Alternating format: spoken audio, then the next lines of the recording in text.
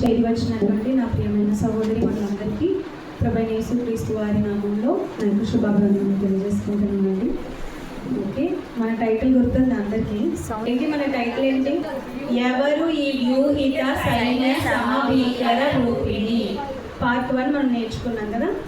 అందులో అంతా కూడా యుద్ధాల గురించి, యుద్ధం వలన కలిగేటటువంటి నష్టాల గురించి, యుద్ధం అంటే చిన్న విషయం కాదని, అది ప్రాణాలతో చెలగట్టమని, యుద్ధం అంటే మరణ భయంతో కూడుకుందని మరి మొదటి పాట అంతా మనం విన్నాం. మరి వ్యూహిత సైన్య సమభీకర రూపిణి ఎవరు అంటే పార్ట్ 1లో మనం నేర్చుకుంది ఏంటి అని అంటే, దేవుడు తను సృజించినటువంటి ఇశ్రాయేలీలను తన భార్యగా పాత నిబంధనలో చెప్పుకోవడం మనం చూసాం. యెషయా గ్రంథం 54వ అధ్యాయం 4-5 వచనాలు మీరు చదివితే, నిన్ను సృజించిన వాడు నీకు భర్త అయి ఉన్నాడు అన్నారు కదా. అంటే ఆనాడు దేవుడు ఎవరు ఆ వ్యూహిత సైన్య సమభీకర రూపిణి అనుకున్నాడు, ఎవరిని అలా చూడాలి అనుకున్నాడు, ఒక వ్యూహం తీర్చిన సైన్యం వలె ఎవరిని ఆ రోజు దేవుడు చూశాడు అంటే ఇశ్రాయేలీయుని. ఇశ్రాయేలీలు ఏ దేశం మీదకి వెళ్ళినా, ఏ పట్టణం మీదకి వెళ్ళినా, ఏ శత్రు రాజ్యాల మీదకి వెళ్ళినా దేవునికి లోబడినంత కాలం, దేవుని మాటకు విధేయుడైనంత కాలం, ఇశ్రాయేలీల దేవుని మాట విన్నంత కాలము కూడా దేవుడు ఇశ్రాయేలీలకి తోడుగా ఉండి యుద్ధంలను గెలిపిస్తూ వచ్చాడు. వారి యొక్క చేతులకు యుద్ధం చేయ నేర్పాడు, వారి వ్రేళ్లకు పోరాటం చేయ నేర్పాడని భక్తులైన వారు ఒప్పుకున్నట్లుగా మనం పాత నిబంధనలో నేర్చుకున్నాం. మరి వారు అలాగే ఇప్పటికీ సమభీకర రూపిణిగా వ్యూహిత సైన్యము వలె సైన్యము తీర్చినటువంటి వారిగా ఈరోజు ఉన్నారా అంటే, ఈరోజు ఇశ్రాయేలీలు కనుమరుగైపోయారు. మనం ప్రపంచ పటంలో చూస్తే చాలా చిన్న భూభాగంలో ఇశ్రాయేల్ దేశం కనబడుతుంది తప్ప ఆ ఇశ్రాయేలు జాతి జనాంగం ఈరోజు మన కంటికి కనిపించట్లేదు. వారు ప్రపంచాన్ని ఎలా భయపెట్టగలరు ఆలోచించండి. ఒకనాడు ఉన్నారు, దేవుడు ఒకనాడు వారికి ఇచ్చినటువంటి ఆధిక్యత ఏంటి అని అంటే, రాహాబు అనే ఆమె మాట్లాడుతూ, మీ గురించి నా వార్త మేము విన్నప్పుడు మా గుండెలు పోతున్నాయి అని అన్నారు. అంటే ఒకనాడు దేవుడు అంత ఆధిక్యతను వారికి ఇచ్చినా వారు ఏం చేసుకున్నారు? దేవునికి అవిధేయులై, దేవుని మాటను మీరి శత్రు రాజ్యాల చేతికి అప్పగింపబడి బానిసలుగా చెరగొని పోబడ్డారు. ఇప్పుడు వారికి ఆధిక్యత ఉందా అంటే లేదు. ఇప్పుడు ఇశ్రాయేలును చూసి ఎవరు భయపడేవారు లేరు. అవసరమైతే వారికి ఉన్న చిన్న భూభాగమైనటువంటి పాలస్తీనాను కూడా శత్రువులు తమ హస్తగతం చేసుకోవడానికి వారి మీద యుద్ధాలకు వెళ్తున్నారు, వారి మీద బాంబు దాడులు చేస్తున్నారు. ఎంతోమంది చిన్నపిల్లలను, వృద్ధులను చూడకుండా నిర్దాక్షిణ్యంగా చంపడానికి కూడా వెళ్ళిపోతున్నారంటే ఈరోజు ఇశ్రాయేలు దేశం ఎవరికి కూడా భీకరంగా, భయంకరంగా కనిపిస్తుందా? కనిపించట్లేదండి. మరి ఈ మాట, ఎవరు ఈ వ్యూహిత సైన్య సమభీకర రూపిణి, సైన్య సమభీకర రూపిణి ఎవరు? మరి ఇప్పుడు ఒకప్పుడు ఇశ్రాయేలును అనుకున్న దేవుడు వారి రోజు కనబడకుండా కంటికి నిర్వీర్యం అయిపోయారు. మరి ఈరోజు అలాంటి రూపం కలిగిన స్త్రీలు ఎవరైనా ఉన్నారా? లేదంటే ఈరోజు అలా భయం పుట్టించే జాతి జనాంగం ఏదైనా ఉందా భూమి మీద అని ఆలోచిస్తే, ఇందాక మీరు చదువుకున్నటువంటి పరమగీతములు 6వ అధ్యాయం 4వ వచనం కూడా చూద్దాం. పరమగీతములు 6వ అధ్యాయము 4వ వచనం చదవండి. నా సఖీ. సఖీ, సఖీ అని ఎవరినండి అంటారు? భార్యని, ప్రేమించిన ఆమెని, అవునా, వివాహం చేసుకున్న ఆమెని, వివాహం చేసుకోవాలనుకుంటున్న ఆమెని, అవునా, వివాహం నిశ్చయమైన తర్వాత పిలిచే పిలుపే నా సఖీ, నువ్వు నా దానవు, నువ్వు నా ప్రియురాలవు అని ఎవరితో చెప్తారో వాళ్ళ గురించి వాడేటటువంటి పదం ఇది. ఇక్కడ ఈ మాట జాగ్రత్తమేనండి. నా సఖీ, నీవు తిర్సా పట్టణము వలె సుందరమైన దానవు, యెరూషలేమంత సౌందర్యవంతురాలవు. ఇక్కడ వరకు బాగుంది, ఎందుకంటే ఆడవాళ్ళని పోల్చినప్పుడు అందంతో, అవునా, బ్యూటిఫుల్తో పోలుస్తాం, ఒక రోజుతో, ఒక అందమైన ఏదైనా వస్తువుతో పోలుస్తాం. ఇక్కడ అలాగే తిర్సా అనే పట్టణం చాలా సౌందర్యవంతమైనదని, అలాగే యెరూషలేము చాలా అందమైనదని చెప్తూ పోల్చాడు, బాగానే ఉంది. కానీ ఇక్కడితో ఆగిపోకుండా ఆమె సఖి, నా సఖి, ఆయన సఖి ఎలా ఉంది అని ముందు మాటలు అంటున్నాడు అంటే, చదవండి. నా సఖి అయిన తర్వాత ఓకే, అది అయిపోయింది. తెక్కెములనెత్తిన సైన్యము వలె భయము పుట్టించుదానవు. స్త్రీలను అందంతో పోల్చడం ఓకే, కానీ స్త్రీని టెక్కెములనెత్తిన సైన్యం వలె భయం పుట్టించదాను అని ఎందుకు అంటున్నాడు? ఒక ప్రియుడు ఒక ప్రియురాలితో, లేదా ఒక భర్త ఒక భార్యతో నువ్వు భయంకరంగా కనిపిస్తున్నావు. టెక్కెములు అంటే ఏంటో తెలుసా అండి? సైనికుల గురించి వాడేటటువంటి పదాల్లో పదప్రయోగం చేసే పదం అది. టెక్కెములను అంటే వారు ధరించుకున్నటువంటి, మరి యుద్ధానికి వెళ్ళే వీరులు వేసుకునే యుద్ధోపకరణాలు ఉంటాయి చూసారా? ఒక డాలు, ఒక ఈటె, ఒక బళ్ళెం, ఒక విల్లు, ఇవన్నీ కూడా ఏంటి? శస్త్రాలు అంటారు. శస్త్రాలు అంటే ఏంటి? అవన్నీ ఎదుటివారిని గాయం చేసేవి. ఇవన్నీ ధరించుకున్న ఒక వీరుడు, ఒక సైనికుడు ఎలా కనబడతాడు అంటే యుద్ధానికి రెడీ, యుద్ధానికి సంసిద్ధంగా ఉన్నటువంటి ఒక వీరుడు ఎంత భయానకంగా మనకు కనబడతాడు. చేతిలో మారణాయుధాలు పట్టుకున్న ఒక వ్యక్తిని చూసినప్పుడు మనకు భయం వేస్తుందా?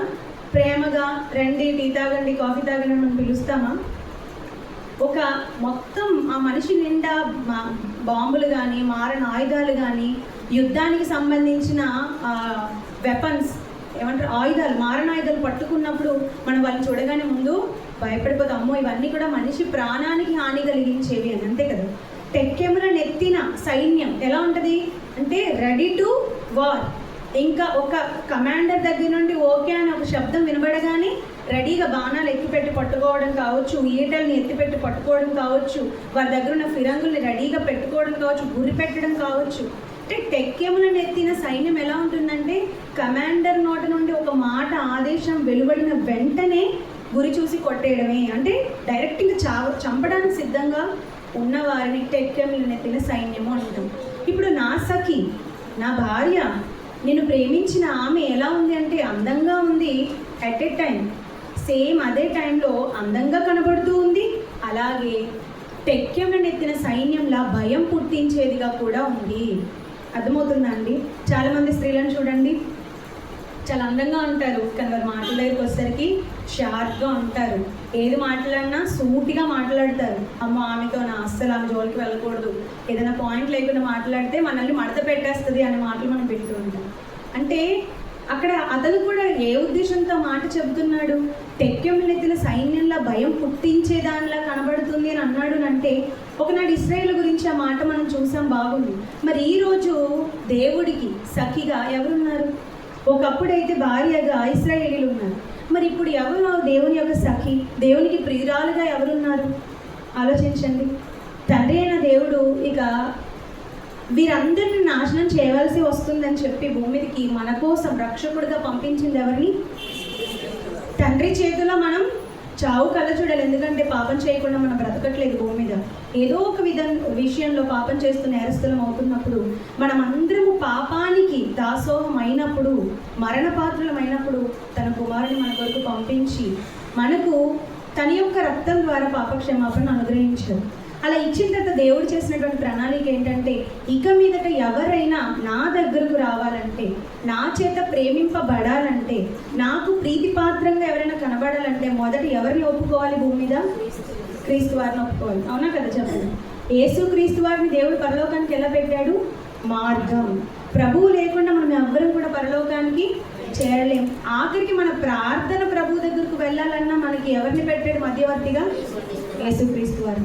యేసుక్రీస్తు వారు లేకుండా ఎవరూ తండ్రి దగ్గరకు వెళ్ళడానికి వీలు లేకుండా దేవుడు ప్రణాళిక చేశారు. కాబట్టి ఈరోజు భూమి మీద మనం ఏదైనా దేవునికి చేయాలన్నా, దేవుని చేత మనం ప్రేమింపబడాలి అన్నా మనకు మధ్యవర్తిగా ఉన్నదే యేసుక్రీస్తు వారు. అందుకే దేవుడు చేసిన ప్రణాళిక ఏంటంటే మీరంతా ఇక మీద నాకు భార్య కాదు, సృజించిన నాకు భార్య కాదు. ఒకప్పుడు ఇశ్రాయేలు నన్ను అనుకున్నాను, కానీ వాళ్ళ మాట వినలేదు. అందుకే ఇక మీదట మీరు సంఘంగా కూడుకొని క్రీస్తుకు భార్యలా ఉండాలి. క్రీస్తును ప్రేమించేవారు. భార్య అన్న పదం ఏంటంటే మన భాషలో మన కంటికి ఈరోజు కనబడుతున్న ఆ కోణంలో ఆలోచించకండి. భార్య అంటే భార్య భర్తల దాంపత్య జీవితం, పిల్లల్ని కండం, ఇది కాదండి. భార్య భర్తలకు ఉన్న సంబంధం ఏంటి అంటే తల్లి కంటే తండ్రి కంటే పురుషుడు ఎవరిని ఎక్కువ ప్రేమిస్తాడని రాయబడింది? భార్యని. ఇప్పుడు యేసుక్రీస్తు వారు కూడా భూమి మీదకి వచ్చినాక ఆయన ఒక మాట మాట్లాడతారు సువార్తల్లో. మత్తయి సువార్త 10వ అధ్యాయం అవనివ్వండి, మార్కు సువార్త అవనివ్వండి, నాకంటే ఎక్కువగా తల్లినైనను తండ్రినైనను ప్రేమించువాడు నాకు పాత్రుడు కాదు. అంటే ఇప్పుడు యేసుక్రీస్తు వారు కూడా ఏ స్థానాన్ని కోరుతున్నాడంటే ఒక పురుషుడైనా ఒక స్త్రీ అయినా వివాహ తదనంతరం ఎలాగైతే తల్లిదండ్రుల్ని మరిచి భార్యను హత్తుకుంటాడో ఎలాగైతే స్త్రీ తన తల్లిదండ్రుల్ని పుట్టింటి వారిని విడిచి మెట్టినింటికి వచ్చి అత్తగారింట్లో భర్తని హత్తుకొని ఉంటుందో, మీరు కూడా నన్ను ప్రేమిస్తే, భార్య భర్తల యొక్క సంబంధం ఆలోచించండి, తప్పుగా తీసుకోవద్దు. అక్కడ ఏమన్నాడు? నాకంటే ఎక్కువగా ఎవరిని ప్రేమించదు. అంటే అదే మాట చెప్పారా యేసుక్రీస్తు వారు. అందుకే ఆయన గురించి రాయబడిన మాట ఏంటంటే, ఎఫెసీయులకు రాసిన పత్రిక 5వ అధ్యాయం 25-27 వచనాలు చూస్తే, అటువంటి క్రీస్తు కూడా సంఘమును ప్రేమించి, మనల్ని ఎందుకు ప్రేమించమంటున్నాడు అంత ఎక్కువ అంటే, తను కూడా తన తండ్రిని వదిలేసుకొని వచ్చాడు భూమి మీదకి. అవునా కదండి? యేసుక్రీస్తు వారు కూడా తనకి ఎంతో ఇష్టమైనటువంటి, తను ఎంతో ప్రేమించినటువంటి తండ్రిని వదిలేసుకొని భూమి మీదకి ఎవరి కోసం వచ్చారు? మనల్ని భార్య అన్న పదం ఎందుకంటే అంత ప్రేమిస్తున్నానని చెప్పడానికి.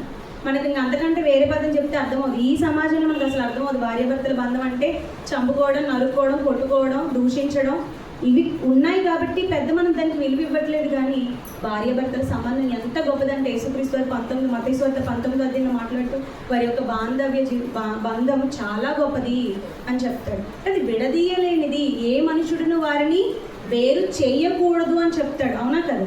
అంటే ఎంత గొప్పది అది, ఎంతలా ప్రేమించుకోవాల్సిన బంధం అది. అంత ప్రేమ బంధాన్ని భార్యాభర్తలకు ఉంటే అది మీకు అవుతుంది అనుకుంటే, అదే విషయాన్ని ఇక్కడ చెప్తూ, ఒకప్పుడు ఇశ్రాయేల్ని భార్య అన్నాడు దేవుడు, ఇప్పుడు సంఘాన్ని క్రీస్తుకు భార్య అన్నాడు. అందుకే ప్రకటన గ్రంథం 20వ అధ్యాయాన్ని చూస్తే, ప్రకటన గ్రంథంలో చూడండి 20వ అధ్యాయంలో 21వ అధ్యాయం 9వ వచనం. ప్రకటన గ్రంథం 21వ అధ్యాయం 9వ వచనంలో, పెండ్లి కుమార్తెను అనగా గొర్రెపిల్ల యొక్క భార్యను నీకు చూపేదనని చెప్పి. గొర్రెపిల్ల భార్య, గొర్రెపిల్ల ఎవరు? బైబిల్ ప్రకారం లోక పాపములను మోసుకొని పోయిన దేవుని గొర్రెపిల్ల యేసుక్రీస్తు వారైతే, గొర్రెపిల్ల యొక్క భార్యను నీకు చూపిస్తా, పెండ్లి కుమార్తెను చూపిస్తారా అని పిలుస్తున్నాడు. అంటే గొర్రెపిల్ల అయినటువంటి యేసుక్రీస్తు వారికి భార్య ఉందా? ఆయన మనకు అంటే 2000 సంవత్సరాల క్రితం భూమి మీదకి వచ్చిన వివాహం ఏమైనా చేసుకున్నారా? లేదు. మరి ఆయన భార్య ఏంటి? గొర్రెపిల్లకు భార్య ఏంటి?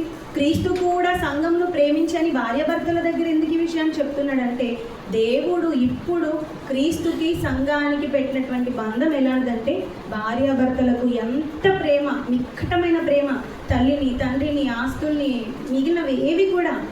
మొన్న వసంతకు చెప్తూ ఒక మాట అన్నా చూసారా, భర్త ప్రేమ ఉంటే లోకంతో మనకి పని లేదు. ప్రేమించే భర్త ఉంటే ఎన్ని శ్రమలైనా కళ్ళు మూసుకొని ఏం చేస్తాం? తిండి లేకపోయినా, అవునా, వెళ్ళిపోతాం. అంటే భర్త ప్రేమ చాలా అవసరమైంది.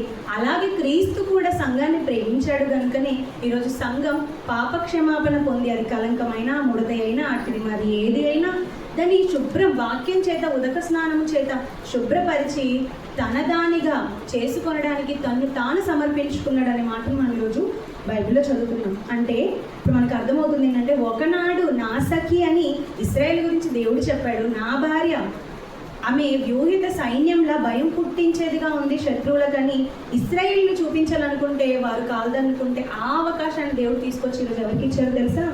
అన్యులమైన మన అందరికీ ఇచ్చాడు.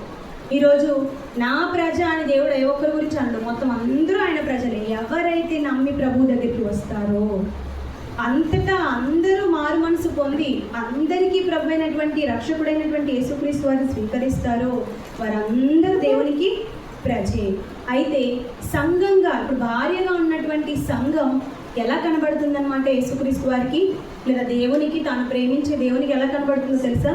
తెక్కెములనెత్తిన సైన్యము వలె భయము పుట్టించేదిగా కనబడుతుంది. నిజంగా ఈరోజు సంఘంగా మనం అందరం కూడుకున్నాం. మనం భయపెడుతున్నామా ఎవరినైనా? మనం ఈరోజు ఎవరి మీద కానీ యుద్ధం చేయడానికి వెళ్తున్నామా? ఆయుధాలు ధరించుకొని యుద్ధానికి ఎవరైనా వెళ్ళారండి మనలో? ఎవరైనా లేదు. మన జరిగిన పెహల్గాం యుద్ధానికి మనం ఎవరైనా వెళ్ళామా? ఇంట్లో కూర్చొని విన్నాం తప్ప అసలు యుద్ధం ఎలా ఉంటుందో కూడా మనకి తెలియదు. ఆ యుద్ధంలో ఏం వాడతారో, ఆ వ్యూహం ఎలా ఏర్పాటు చేస్తారో ఆ ఐడియా కూడా మనకి లేదు. కానీ మరి మనం ఎలా భయం పుట్టించేవారుగా ఉన్నాం? నా సఖి, నువ్వు తెక్కెములనెత్తిన సైన్యం వలె భయం పుట్టించుదాను అని అంటున్నాడనంటే, నిజంగా మన ద్వారా లోకానికి, మన ద్వారా మిగిలిన జనాంగాలకి భయం కలుగుతుందా? ప్రశ్న చెప్పండి. భయం కలుగుతుందా? కలుగుతుందా అండి? ఒక మాట చూడండి, కీర్తనల గ్రంథం 68వ అధ్యాయం 11వ వచనం. 68వ కీర్తన 11వ వచనం చదవండి. ప్రభువు మాట సెలవిచ్చుచున్నాడు, దానిని ప్రకటించు స్త్రీలు గొప్ప సైన్యంగా ఉన్నారు. దేవుడు మాట చెబితే ఆ మాటను బట్టి స్త్రీలు ఎలా తయారయ్యారటండి? సైన్యం. దాన్ని ప్రకటించడానికి, అదే అంటున్నాడు, ప్రభు మాట సెలవిచ్చి ఉన్నాడు, దాన్ని ప్రకటించే స్త్రీలు గొప్ప సైన్యంగా ఉన్నాడు. బైబిల్లో ఒక మాట రాయబడిందంటే ఆ మాట ఎన్నో కోణాల్లో మనం ఆలోచించవచ్చు. ఈ మాట మనం చదివినప్పుడు స్త్రీల గురించి దేవుడు మాట్లాడాడు.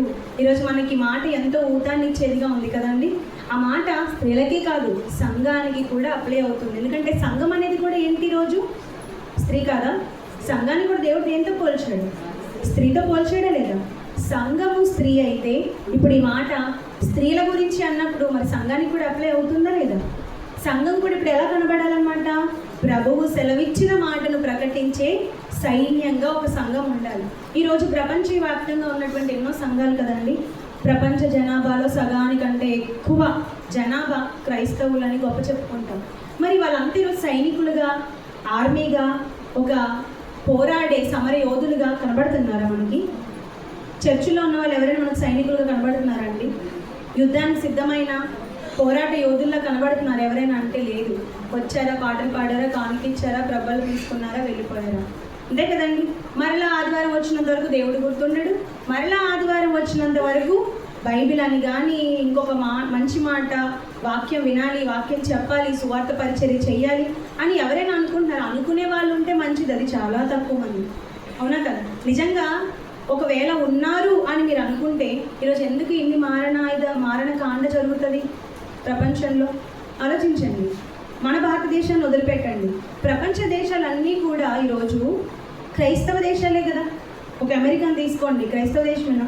ఒక లండన్, ఒక బ్రిటన్, అవునా, ఒక జర్మనీ, ఇవన్నీ తీసుకోండి. ఇవన్నీ కూడా బైబిల్ని తెలుసుకున్న దేశాలు, క్రైస్తవ దేశాలుగా, క్రైస్తవులుగా మారిన దేశాలుగా మనకు కనబడుతుంది.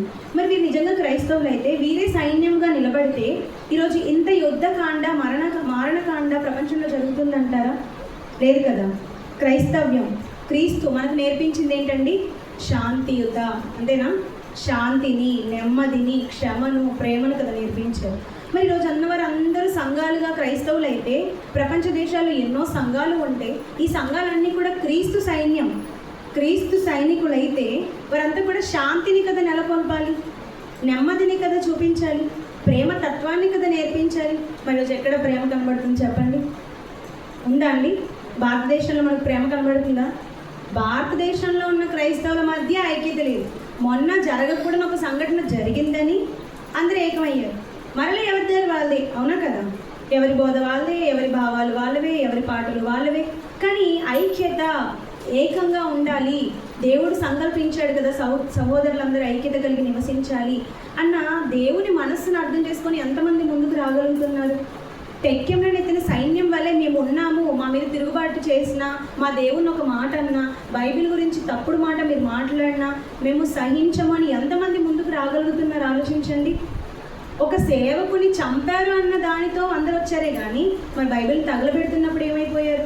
బైబిల్ గురించి తప్పుడు మాటలు మాట్లాడుతున్నప్పుడు ఏమైపోయారు? యేసుక్రీస్తు వారు ఇండియాకి, కాశ్మీర్కి వచ్చి పెళ్లి చేసుకున్నాడు అని అన్నప్పుడు ఏమైపోయారు? అవునా కదా? బైబిల్ బండారం అని అన్నప్పుడు ఏమైపోయారు? ఆలోచించండి. అవన్నీ కూడా ఇప్పటివి కాదు, కొన్ని శతాబ్దాల క్రితం నుండి ఈ మాటలన్నీ కూడా మాట్లాడుతున్నప్పుడు ఎవరు నిలబడ్డారు సైన్యంగా? ఎవరు నిలబడ్డారు వీరుడిగా? ఒక పోరాటం చేసే పోరాట యోధుడిగా ఎవరున్నారు అని అంటే ఇదిగోనండి, జైశాల్ తాతయ్య గారు కదా. చెప్పండి, జైశాల్ ఇంత పెద్ద బుక్ మీకు కనబడుతుందా? ఈ బుక్ అంతా ఏంటో తెలుసా అండి? ఆయన చేసినటువంటి పోరాటం. ఎవరి మీద ఆయన చేశాడు పోరాటం? దేని కొరకు చేశాడు ఆయన పోరాటం అని అంటే కత్తి పట్టుకొని, డాలు పట్టుకొని, విల్లు పట్టుకొని ఒక మనిషిని చంపడానికి వెళ్ళిన పోరాటం కాదది. పౌలు గారు మాట్లాడితే అంటారు, నేను మనుష్య రీతిగా పోరాడట్లేదు. ఆయన కూడా శరీర ప్రకారంగా పోరాడలేదు, యుద్ధానికంటే కత్తి పట్టుకొని వెళ్ళలేదు. ఎలా వెళ్ళారో తెలుసా అండి? బైబిల్ గురించి తప్పుడుగా మాట్లాడిన వారి మాటల్ని ఎలా ఖండించారంటే చూడండి. వేదవ్యాస్ అనే ఇతన్ని 1993లో పోటీకి పిలిచారు. చదువుతాను చూడండి, ఆయన రాసినటువంటి మాట చూడండి. ఈ మధ్యనే తమరు రాసిన 1999 కలియుగాంతం కాలజ్ఞానం పుస్తకాన్ని నేను చూశాను. అందు తమరు యేసుక్రీస్తుని గురించి మీకు ఇష్టం వచ్చినట్లుగా రాసినందుకు చింతిస్తున్నాను. అయితే అందరిలా చదివి ఇదే నిజమని నమ్మే అమాయకుణ్ణి కూడా నేను కాదు. ఇప్పటికే క్రీస్తుపై తప్పుడు కూతలు కూసే ప్రపంచ చరిత్రకారులైన ఫిడా హసనియన్, నోత్విచ్, కిమ్, కస్టన్ లాంటి ఎందరినో ఛాలెంజ్ చేశాను. ఇప్పుడు కూడా మీకు సవాల్ చేసి చెప్తున్నాను ఏంటంటే, మీరు నిజంగా యేసుక్రీస్తు వారు ఇండియాకు వచ్చారని నిరూపిస్తే నేను మీకు శిష్యుడిగా మారిపోతాను. లేదు, మీరు నిరూపించలేకపోతే మీరు నాకు శిష్యుడిగా మారాలి అని కింద రాసి చూడండి. ఇక ఎవరు ఓడినా గెలిచిన వానికి శిష్యుడిగా మారాలి. ఇంత ధైర్యంగా అతను ఎవరండి తెలుసా? వేదవ్యాస్ అంటే ఎవరు అనుకుంటున్నారు? ఐఏఎస్ అండి. అతను చూడండి, మెట్లు ఎక్కుతున్నప్పుడు ఒక పోస్ట్ మీకు కనబడుతుంది అక్కడ. ఐఏఎస్ అంటే జ్ఞానం లేనివాడండి. ఐఏఎస్కి ఎంత టఫ్ క్వశ్చన్స్ అడుగుతారు తెలుసా అండి? అంత సెలెక్ట్ అవ్వాలంటే ఎంత కష్టం తెలుసా అండి? అలాంటి అతనికి 1999 అంటే నేను పుట్టప్పటికి 3-4 సంవత్సరాలు అనుకుంటానండి. అప్పటికి తాతయ్య అలాంటి సవాలు విసిరారంటే మరి అప్పుడు మిగిలిన క్రైస్తవ్యం ఏం చేస్తున్నారు? మిగిలిన క్రైస్తవులంతా ఏమైపోయారు? క్రీస్తు ఇండియాకి వచ్చారంటే మా ఇండియాకి వచ్చారని గొప్పగా చెప్పుకున్నారా? ఆలోచించండి. అంటే క్రీస్తు ఇండియాకి వచ్చారంటే నిజమే మా ఇండియాలో అడుగుపెట్టని గొప్ప చెప్పుకోవడానికి ఇష్టపడుతున్నారు తప్ప ఆయన జీవితాన్ని అబద్ధం చేస్తున్న మా మాటతో ఆలోచించలేకపోయారు. కానీ ఇక్కడ తాతయ్య ఏమన్నారు? అందరిలా నమ్మే అమాయకుడిని నేను కాదు. నేను బైబిల్ని చదివాను, బైబిల్లో ఉన్నదే మాట్లాడాలి, బైబిల్కి విరుద్ధంగా మీరు వెళ్తే నేను సహించను. అలాగే అహమ్మద్ దీదాద్ అన్నవాడితో కూడా క్రీస్తు సిలువ వేయబడలేదని అతను అన్నందుకు అతన్ని కూడా ఎక్కడండి విజయవాడలో మరి దానికి సంబంధించింది కూడా ఇందులో మీకు పోస్టర్ కనబడుతుంది చూడండి. ఒక మీటింగ్ ఏర్పాటు చేసి రమ్మని చెప్పి అధికారుల ద్వారా, కలెక్టర్స్ ద్వారా సంతకాలు తీసుకొని వారందరినీ జడ్జిలుగా పిలిచి పీడబ్ల్యూడి గ్రౌండ్లో సవాలుకు పిలిచినప్పుడు అతను రాలేక అతని ఓటమిని అంగీకరించాడు. ఇలా ఒకరిద్దరు కాదండి, చూడండి ఇంకా మరికొన్ని చదివి చూపిస్తాను మీకు. ఒక వేదవ్యాసం చూశారు. అలాగే ఒక రావిపూడి వెంకటాద్రి 1990 అండి, 1990 అప్పటికి ఇంకా నేను పుట్టలేదండి. అప్పుడే ఎలాంటి సవాలు ఆయనకు విసిరాలో చూడండి. ఏమంటారు? మన ఇరువురి మధ్య ఎంపికైన భాగం ఆది అందు దేవుడు భూమి ఆకాశములను సృజించను అని పచ్చి అబద్ధంతో బైబిల్ ప్రారంభమైందని నువ్వు అన్నందుకు నేను నిలబడుతున్నాను. అది అబద్ధం కాదని నేను నిరూపిస్తాను. నువ్వు రాగలవా? అదే మాటను హేతువాద పత్రికలో కూడా దీని గురించి వెలువడిందండి వార్త. అదే మాటను నగ్న సత్యంగా సైన్స్ ప్రకారం రుజువు చేయగలను అని మీకు ముందుగా తెలియజేస్తున్నాను అని చెప్పి పోటీకి మీరు సిద్ధపడగలరు అని పంపించారు. మరి అతనేమైపోయాడు? రావిపూడి వెంకటాద్రి వచ్చాడా పోటీకి? 1990లో ఇచ్చిన ఛాలెంజ్ ఇప్పటికే ఛాలెంజ్గా ఉందండి, ఎవర్ గ్రీన్ ఛాలెంజ్గా ఉంది. వచ్చాడు అతను? రాలేదండి. ఓటమిని అలాగే చెప్పేస్తున్నారు వాళ్ళు. ఎందుకంటే వచ్చారంటే ఏమైపోవాలి? తాతయ్య గారికి శిష్యుడిగా మారి బైబిల్ పట్టుకొని ప్రతి ఊర్లో దేవుడు గొప్పవాడు, నిజమైన రక్షకుడు యేసుక్రీస్తు అని ప్రకటించాలి కాబట్టి ఇంట్లో కూర్చున్నారు. వీరంతా చిన్న వారేం కాదండి. కానీ తాతయ్య రాసినప్పుడు ఇలా రాసేది, మహారాజశ్రీ భారత హేతువాద సంఘ అధ్యక్షులు రావిపూడి వెంకటాద్రి గారికి అని చెప్పి రాస్తారు.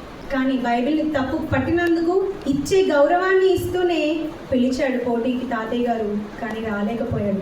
అలాగే మరొకటి చూడండి, ఎన్వి బ్రహ్మం రాసినటువంటి ఒక పుస్తకం 1958లో ఒక పుస్తకాన్ని ప్రచురితం చేశాడు. ఏంటదనంటే బైబిల్ బండారం అనే పుస్తకాన్ని అతను రాసినందుకు తాతయ్య గారు ఎలాంటి సవాల్ చేశారో చూడండి. 14వ తేదీ 10వ నెల 1989లో సాక్షి అనే స్వాతి సపరివార పత్రిక సాక్షి శీర్షికలో ఈ న్యూస్ కూడా వచ్చింది. అప్పుడు తాతయ్య చేసినటువంటి సవాల్ చూడండి, ప్రపంచంలో ఎంత జ్ఞానవంతులైనా ఛాలెంజ్ చేస్తున్నాను. ఏంటో తెలుసా? మీరు ప్రకటించినవి కేవలం అబద్ధాలని నిరూపించడానికి సిద్ధంగా ఉన్నానని తెలియజేయడానికి సంతోషిస్తూ నన్ను ఆపగలిగే మనగాడు ఈ ప్రపంచంలో ఏ మూలనున్నాడో ఎదురు చూస్తూ ప్రజల మధ్య స్వైర విహారం కొనసాగిస్తున్నానని తెలియజేస్తున్నాను. ఎన్వి బ్రహ్మంకి రాశారండి, నువ్వు నిజంగా బైబిల్ బండారం అని నిరూపిస్తే రా పోటీకి. బైబిల్ బండారం అని నిరూపిస్తావా? రా, నేను నిరూపిస్తాను బైబిల్ బంగారం అని తాతయ్య ఛాలెంజ్ చేశారు. మరి వచ్చాడు అతను ఎన్వి బ్రహ్మం, కనుమరుగైపోయాడండి. అసలు ఎక్కడ ఉన్నాడో కూడా మనకి తెలియదు. కానీ ఈరోజు మనం చెప్పేటటువంటి మాటలు సోషల్ మీడియాలో దద్దరిల్లుతున్నాయి అని అంటే ఏంటి? పోటీ ఆనాడు మొదలైంది, ఇప్పటి వరకు పోరాటం కొనసాగుతూనే ఉంది. వారంతా రాలేదు అని అంటే అర్థం ఏంటో తెలుసా? తాతయ్య గారు వారందరి గుండెలో హడలు పుట్టించారు. ఇందాక విన్నారు కదా పాట మీరు, భూమిని తలక్రిందులు చేయవారు ఇక్కడికి వచ్చారని మొదటి శతాబ్దంలో అపోస్తలుల గురించి మాట్లాడుకున్నారు. అవునా కదా? అదే రోషంతో, అదే పౌరుషంతో ఈరోజు తాతయ్య గారు కూడా బైబిల్ పక్షాన ఒక సైనికుడుగా, ఒక సైనిక దళాన్ని తయారు చేసి, ఏమంటారు, సేనాధిపతిగా, రథసారథిగా మనకు నిలబడి ధైర్యాన్ని మనకు చూపిస్తున్నారండి. ఆయన చేసిన 1-2 కాదండి, ఇంకొకటి చూడండి. 1991లో భారతీయ జనతా పార్టీ బీజేపీ ఇప్పటికీ ఉంది కదండి. అందులో ఒకప్పుడు 1991లో డాక్టర్ మురళీ మనోహర్ జోషి అనే అతను మరి ఒక మంత్రిగా వ్యవహరించే ఆ టైంలో అతను మాట్లాడిన మాట ఏంటో తెలుసా? అతను ఏమన్నాడంటే, బైబిల్లో, క్రైస్తవుల మత పుస్తకం అయినటువంటి బైబిల్లో చూడండి, క్రైస్తవుల పవిత్ర గ్రంథమైన బైబిల్లో సామ్యవాదం అన్నది ఎక్కడైనా ఉందేమో అది వెదికి పట్టుకోవాలని, అలా పట్టుకోగలిగితే తలా 1000 రూపాయలు ఇవ్వగలనని భారతీయ జనతా పార్టీ అధ్యక్షులు డాక్టర్ మురళీ మనోహర్ జోషి పిలుపునివ్వడం హాస్యాస్పదమే అవుతుంది. ఒకప్పుడు అలా పిలిచాడు. అప్పుడు వెంటనే తాతయ్య గారు ఏమని మాట్లాడారో తెలుసా? చూడండి, బైబిల్లో కనీస జ్ఞానం లేని వారు కూడా దీని గురించి మాట్లాడడం సమంజసం కాదేమో. అధ్యక్షులు తమ మాటలపై నిలవగలిగితే, తమ మాటపై వారు ఒకవేళ నిలబడగలిగితే, మురళీ మనోహర్ అన్నవాడు, తమరు అలిసిపోయినంత వరకు సామ్యవాదం అనే పదాన్ని బైబిల్ నుండి చూపించడానికి నేను సిద్ధంగా ఉన్నాను కనుక ఇప్పటి నుండే ధనాన్ని సమకూర్చుకోవడం మీకు మంచిది. నిజంగా అండి, అసలు ఇలా ఎవరైనా మాట్లాడగలరా అండి? మనకు అది వింటుంటే ఎలా, నిజంగా మీరు చెప్తుంటే నాకు గూస్ బంప్స్ వస్తున్నాయండి.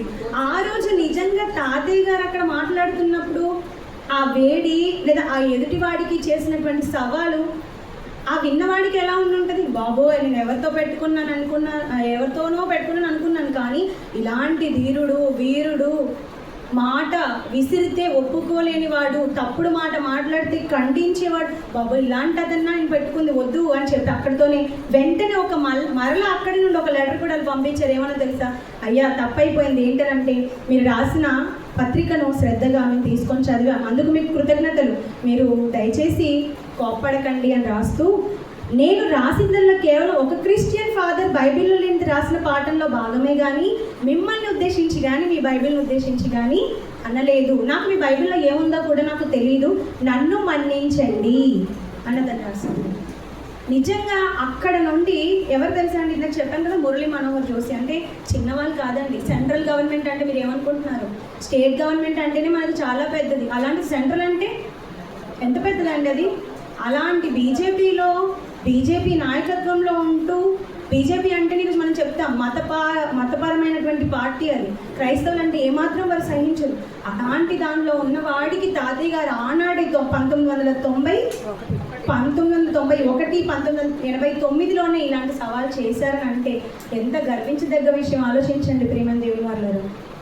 అంటే ఈరోజు ఒకవేళ భూమి మీద ఉన్న సంఘాలన్నీ క్రీస్తుకు భార్య, క్రీస్తు సంఘం అని అనిపించుకోవాలి అంటే ప్రతి సంఘంలో ఇలాంటి నాయకుడు నిలబడాలి, ప్రతి సంఘంలో ఇలాంటి సమర యోధుడు కావాలి, ప్రతి సంఘంలో ఇలాని ఎదురు తిరిగి నిలబడే సైనికులు కావాలి. ఎదురు తిరగడం అంటే మంచికి చెప్పట్లేదండి, చెడ్డ మాట వచ్చినప్పుడు తిరుగుబాటు చెయ్యాలి.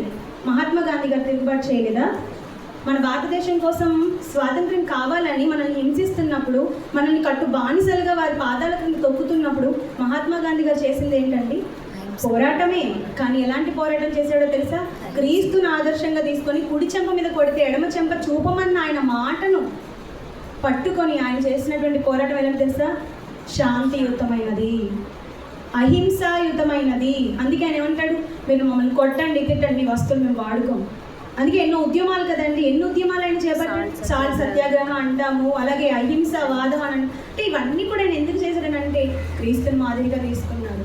క్రీస్తు సంఘంలో ఒక సభ్యుడు కాకపోయినా, బైబిల్ ప్రకారం అతను బాప్తిస్మం తీసుకోకపోయినా, అతనే క్రీస్తును చూసి క్రీస్తు బాటలోనికి వచ్చి క్షమను, శాంతిని తీసుకొని క్షమతో, శాంతితో, ప్రేమతోని ఎదుటివాడి తప్పుడు మాటలను లేదా ఎదుటివాడి తప్పుడు బిహేవియర్ని ఖండించడానికి సిద్ధపడినప్పుడు మరి క్రైస్తవులుగా చర్చిలోనికి వచ్చిన మనము, సంఘ సభ్యులుగా మారుతున్న మనము ఈరోజు దేనికోసం పోరాటం చేస్తున్నామండి? మనం ఏమైనా పోరాటం కేవలం తాతయ్య భారతదేశంలో ఉన్న వీరినే అనుకుంటున్నారా? ఒక వేదవ్యాసు, ఒక ఎన్వి బ్రహ్మం, ఒక రావిపూడి వెంకటాద్రి, వీళ్ళంతా భారతీయులండి.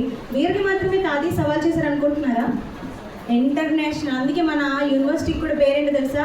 Bible open universes India international. అంటే ఇండియాలో ఉన్న వాళ్ళకి కాదు ఆయన టెర్రర్ పుట్టించేది, బయట దేశాల్లో, పాశ్చాత్య దేశాలన్నింటికి ఆయన హడలెత్తించేలా ఇలాంటి మరి విషయాలు ఆయన చెప్పారనంటే శాస్త్రవేత్తలు అంటే చిన్నవారా చెప్పండి? సైంటిస్ట్ అంటే చాలా గొప్ప. ఈరోజు శాస్త్రవేత్తలు రాసిందే పిల్లల పాఠ్యపుస్తకాల్లో పెట్టి లక్షలు పోసి మన పిల్లల్ని చదివిస్తున్నాం స్కూల్లో, కాలేజ్లో, అవునా, యూనివర్సిటీలో. అవన్నీ ఏంటి? ఆ థీరీస్ అన్నీ ఏంటి? ఆ ఫిలాసఫీలు అన్నీ ఏంటి?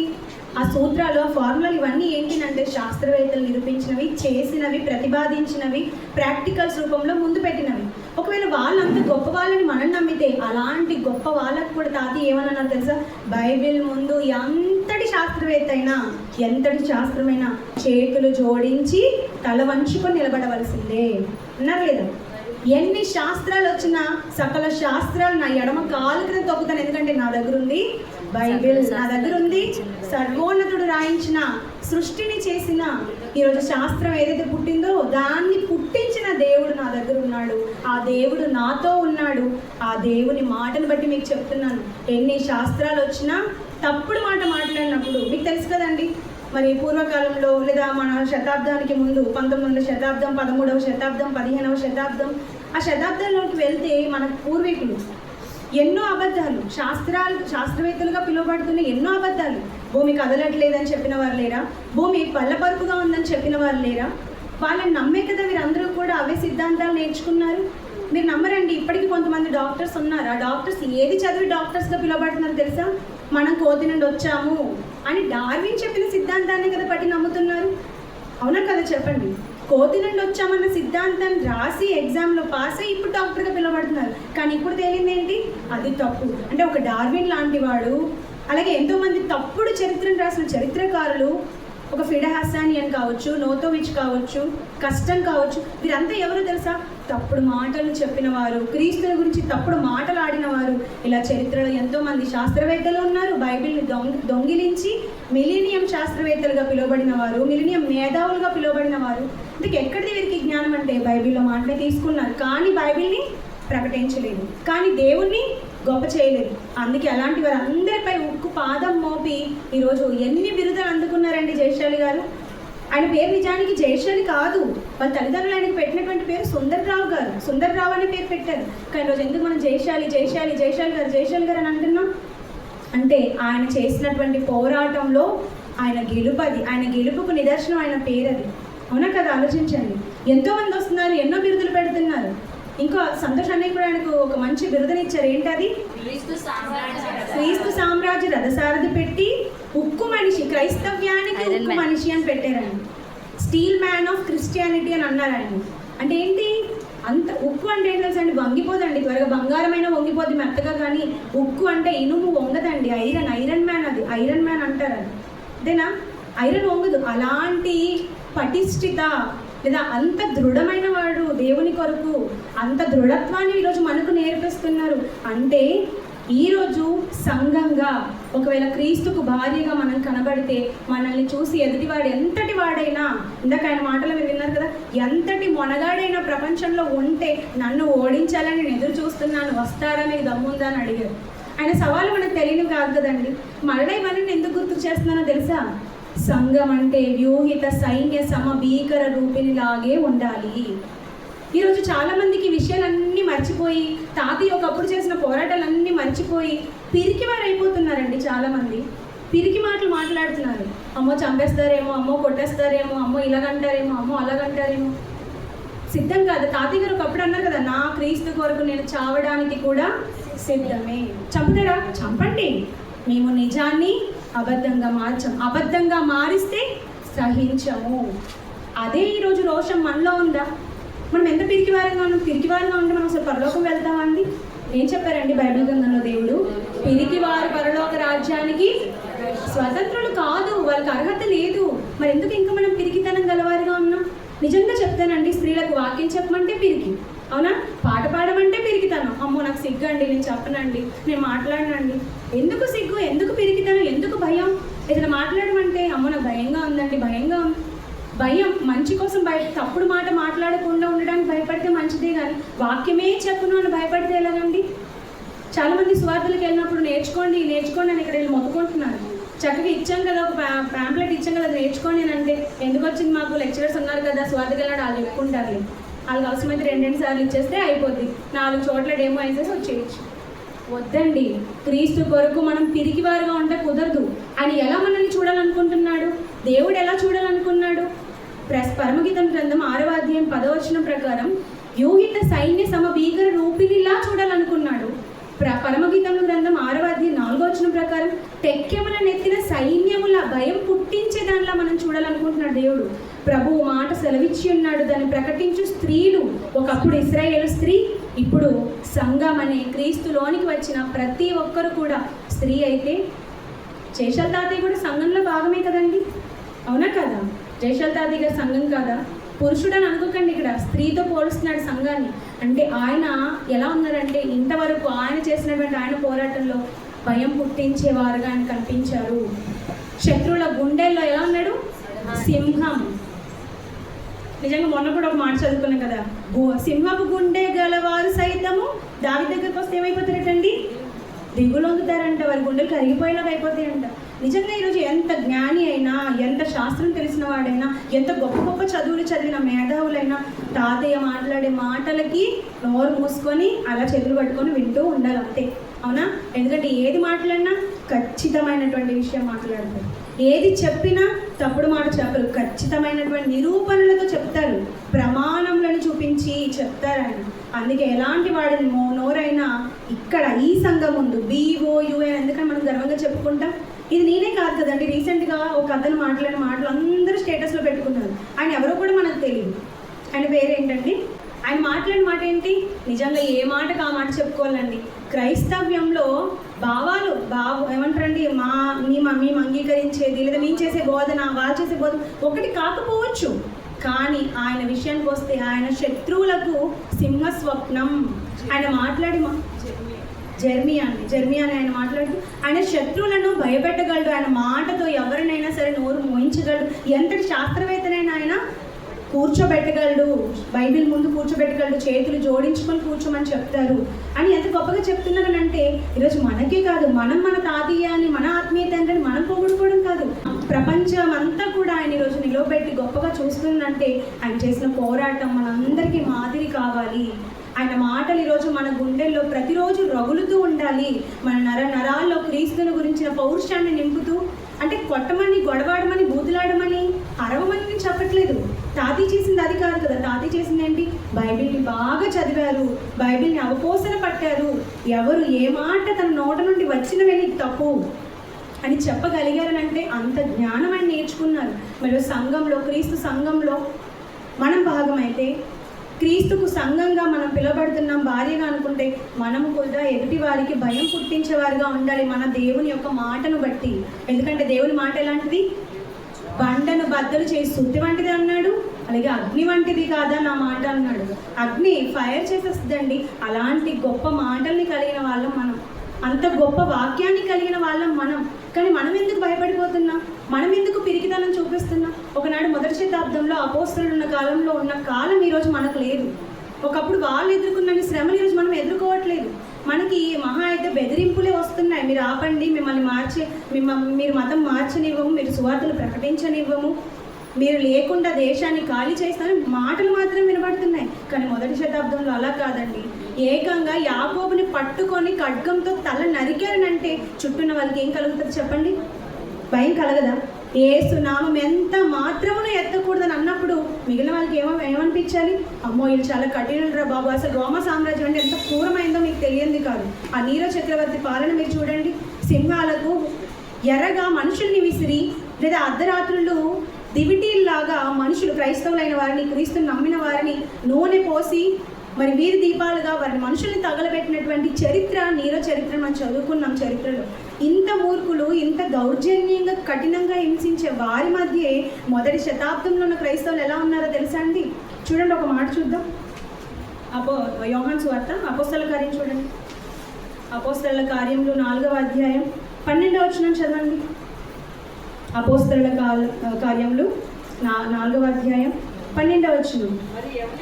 మరి ఎవని వలనను రక్షణ కలగదు, ఈ నామముననే మనము రక్షణ పొందవలెను గాని ఆకాశము క్రింద మనుషులను ఇయ్యబడిన మరి ఏ నామమున రక్షణ పొందలేము అని అంత భయపెడుతుంటే, మిమ్మల్ని చంపేస్తామని బెదిరిస్తూ ఉంటే అయినా ఏం చేస్తున్నారు? ఇంకొకటి తెలుసండి, పేతురు యోహానులను పట్టుకొని కొరడాలతో కొట్టి బెదిరించి పంపిస్తారు అక్కడ నుండి. అయినా సరే మరలా వచ్చి అదే వీధిలో అక్కడే నిలబడి వాళ్ళు ఎదురుగే రొమ్ము విరిచి మరి యేసే రక్షకుడు, యేసుని నమ్మితేనే పరలోకం, యేసుని నమ్మితేనే స్వర్గం, ఖచ్చితంగా దేవుడు మిమ్మల్ని ప్రేమించాలంటే యేసు వద్దకు రావాలి, యేసే మార్గం అని వాళ్ళు చెప్తున్నారు అంటే, మీరు చంపిన యేసే క్రీస్తు అని బహిరంగంగా ప్రకటిస్తున్నారంటే వారి ధైర్యం చూడండి. ఆ ధైర్యం ఎలా కనబడుతుందంటే, కొట్టిన వాళ్ళకి, బెదిరించిన వాళ్ళకి, చంపాలనుకున్న వాళ్ళకి ఎలా ఉందో చూడండి. అక్కడ క్రింద 13వ వచనంలో, వారు పేతురు యోహానుల ధైర్యమును చూచినప్పుడు, భయం లేదా, పిరికి లేదా, కొంచెం కూడా భయపడరా మన మాటలకి? ఒక పక్క కొడుతున్నాము, చంపుతున్నాము, వద్దని చెప్తున్నాం, అయినా మీరు క్రీస్తుని ప్రకటిస్తున్నారేంటి అని వారి ధైర్యమును చూచినప్పుడు, వారు విద్యలేని పామరులు కదా, వీరేంటి ఇంత గొప్పగా చెప్తున్నారు, ఇంత భయం లేకుండా మాట్లాడుతున్నారు. అసలు చదువుకున్న వాళ్ళు భయపడరంటే ఓకే, చదువు లేని వాళ్ళు భయపడకుండా ఉంటారండి? మాటలు రానోళ్ళు, చదువు లేని వాళ్ళు మనం అంటే చాలు భయపడిపోయి చేతులు కట్టుకొని నిలబడతారు, అవునా కదా? చదువు లేని వాళ్ళని భయపెట్టడం చాలా ఈజీ. అలాంటిది పేతురు యోహానులు అసలు చదువుకోలేదు, పామరులు. అలాంటి వారు ఇంత ధైర్యంగా ఉన్నారేంటి అని వారు గ్రహించి ఆశ్చర్యపడి వారు యేసుతో కూడా ఉండిన వారని గుర్తెరిగిరి. అంటే యేసుతో కూడా ఉంటే మనకి ఏమొస్తుంది అనమాట? ధైర్యం. ఈరోజు యేసుక్రీస్తు వారు మనతో ఉన్నారా? వాక్య రూపంలో మనతో లేరా? ఉన్నారు. మరి మనకు ధైర్యం లేదా? అంటే మనకు ధైర్యం చెడుతుంది, మన ధైర్యం కోల్పోతున్నాము, మనం విశ్వాసంలో వీక్ అయిపోతున్నాం అంటే అర్థం ఏంటంటే వాక్యం మనలో లేదు, యేసుక్రీస్తు వారు మనతో లేరు. యేసుక్రీస్తు వారితో మనం ఉంటే, వాక్యంతో మనం కాలాన్ని గడిపితే మనకు భయం ఉండదండి, ధైర్యంగా ఉంటాం దేవుని మాటలు ప్రకటించడానికి. ప్రభువు మాట సెలవిచ్చి ఉన్నాడు, దాన్ని ప్రకటించే స్త్రీలు. ఒకప్పుడు స్త్రీలు ప్రకటించాలి, ప్రకటించలేదండి. తర్వాత ఇప్పుడు మనం స్త్రీ అయితే మనం ప్రకటించే స్త్రీలు సైన్యంగా ఉండాలని దేవుని ఆశ. మరి సైన్యంగా ఉన్నారా? సంఘాలన్నీ సైన్యంగా ఉన్నాయా? సైన్యం అయితే ఎవరి గుండెల్లో హడలు పుట్టించాలో తెలుసా? జయశాల్ తాతయ్య గారు మీరు చూశారు కదా, ఆయన చేసినటువంటి సవాళ్ళు మీరు విన్నారు కదా. ఆయన శత్రువుల గుండెలో సింహస్వప్నంగా నిలిచారు. ఆయన మాట వింటేనే అందరికీ హడలు కలిగించారు. మరి ఈరోజు మనం పోరాడేది ఎవరితోనంటే మనుషులతో కాదు. మనుషుడే, దేవుడు చేసినాడు, మనిషిని ఎలా చేశాడు? యథార్థవంతుడిగా చేశాడు. మరి మనిషిలో ఇలాంటి మూర్ఖత్వాన్ని, జబ్బుని, ఇలాంటి చెత్త మాటల్ని, అబద్ధాలని, మోసాన్ని నింపింది ఎవరు? అపవాది. ఇప్పుడు మనం పోరాటం చేయవలసింది ఎవరితో తెలుసా? మనుషులతో కాదు, మనుష్యరీత్యా నేను మానవరీత్యాన్ని పోరాడనని పౌలు గారు అన్నట్టుగా మనము కూడా ఈరోజు మనిషితో కాదు మన పోరాటం. ఎవరితో మన పోరాటం? చూడండి బైబిల్ గ్రంథంలో ఎఫెసీలకు రాసిన పత్రిక 6వ అధ్యాయం ముగించుకుందాం.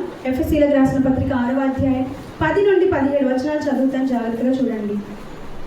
ఎఫెసీలకు రాసిన పత్రిక 6వ అధ్యాయం 10 నుండి 17 వచనాలు చూస్తే, తుదకు ప్రభువు యొక్క మహాశక్తిని బట్టి ఆయన యందు బలవంతులై ఉండండి. బలహీనులుగా ఉండొద్దు, విశ్వాసంలో బలహీనులుగా ఉండకండి, వాక్యం చదవడంలో బలహీనంగా ఉండకండి, ప్రార్థన చేయడంలో వీక్గా ఉండకండి, సోమరిగా ఉండకండి, బలహీనంగా ఉండకండి. మీరు బలవంతులు కావాలి. క్రీస్తు యొక్క మహాశక్తిని బట్టి. యేసుక్రీస్తు వారు ఎంత శక్తివంతుడు, ఎంత శక్తి ఆయనకు ఉన్నది, దేవుడు ఎంత శక్తిని ఆయనకి ఇచ్చారు.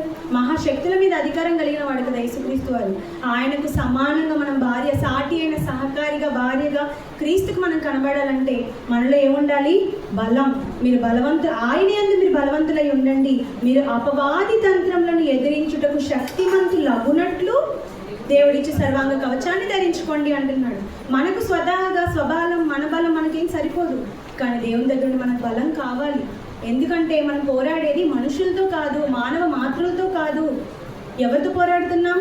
అపవాదితో, కనిపించని దురాత్మ సమూహాలతో మనం పోరాడుతున్నాం, చీకటి అంధకార శక్తులతో మనం పోరాడుతున్నాం.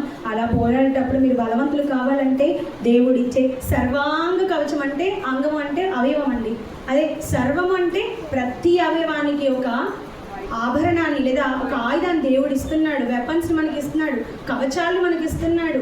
వాటిని మనం ధరించుకోమని దేవుడు చెప్తున్నాడు. ఎక్కడి నుండి వచ్చి దాడి చేసినా నీకు హాని కలగకుండా ఉండాలంటే నువ్వు కవచం ధరించుకో, షీల్డ్ వేసుకో. అని చెబుతూ ఏమంటున్నారు చూడండి. ఇక్కడ మనకు తెలుసు చిన్ననాడు సండే స్కూల్లో నేర్చుకున్న మాటలు ఏలే అనగా మనం పోరాడినది శరీరులతో కాదు కానీ ప్రధానులతోనూ అధికారులతోనూ ప్రస్తుత అంధకార సంబంధులకు లోకనాథులతోనూ ఆకాశ మండలమందున దురాత్మల సమూహములతోనూ పోరాడుచున్నాం. ఏమైనా పోరాడుతుంది చిన్నవాళ్ళతో అనుకుంటున్నారా? ఎదుట మనిషితో అనుకుంటున్నారా? పక్కింటోళ్ళతో అనుకుంటున్నారా? కాదు.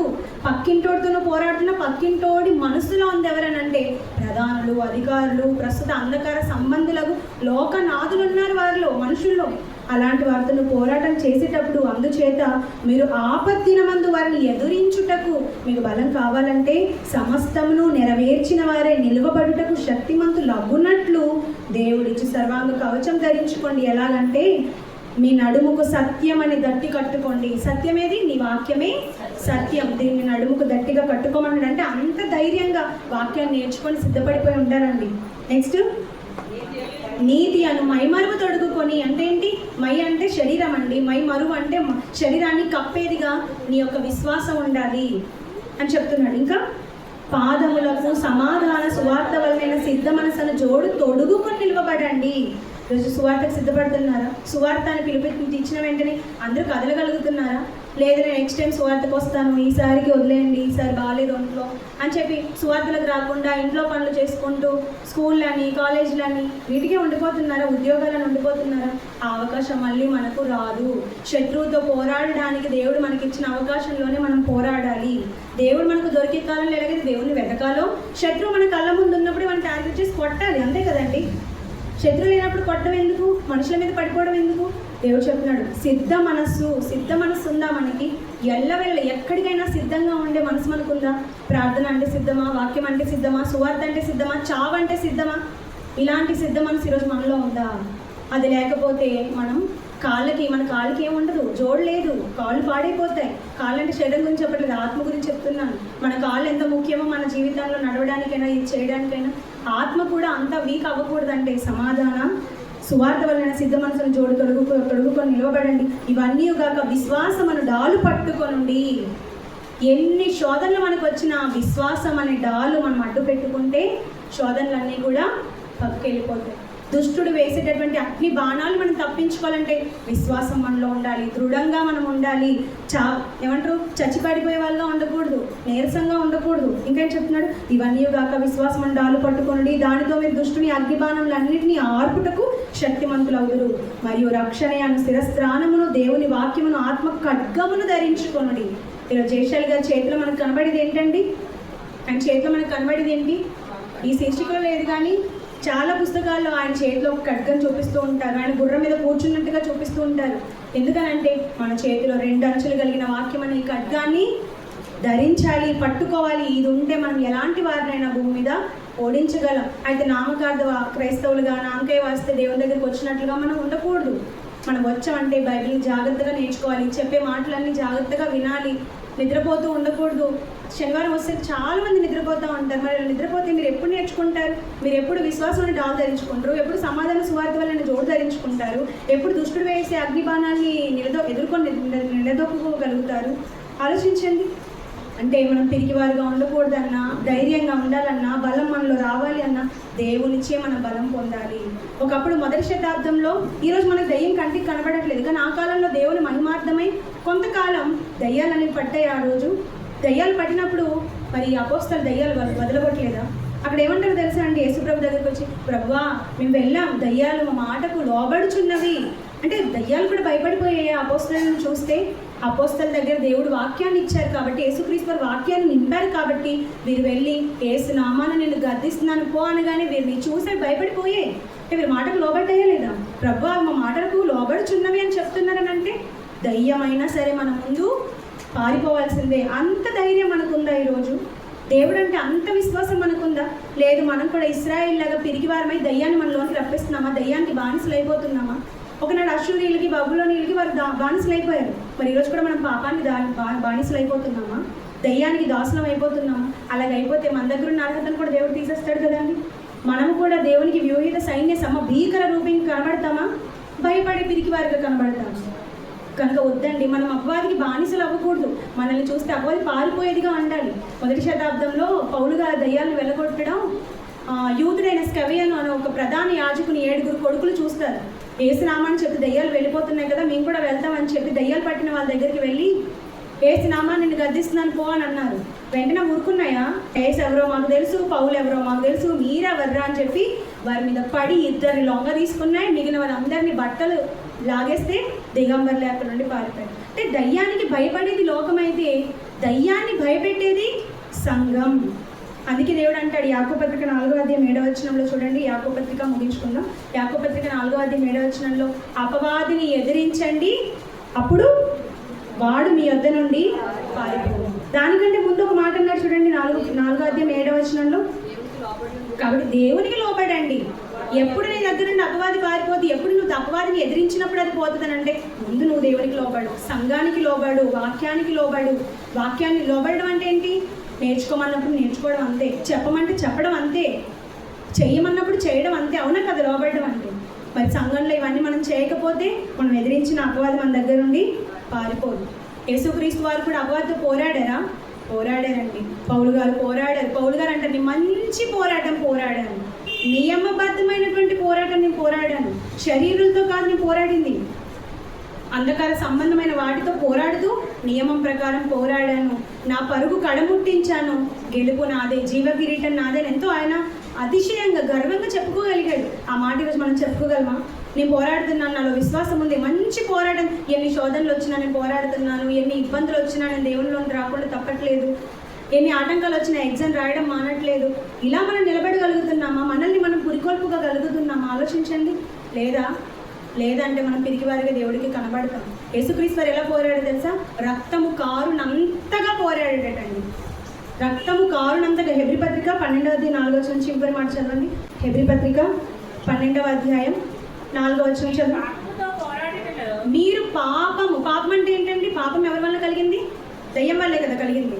పాపముతో పోరాడుటలో రక్తము కారునంతగా దానిని ఎదిరింపలేదు. మన దగ్గర నుండి దయ్యం ఎందుకు వెళ్ళిపోవట్లేదు? మనకి ఎందుకు శోధనలు వచ్చినా మనం పడిపోతున్నాం? మనం ఎందుకు దయ్యానికి పాపానికి బానిసలు అవుతున్నాం అంటే రక్తము కారినంతగా మనం దాంతో ఎదిరించట్లేదు.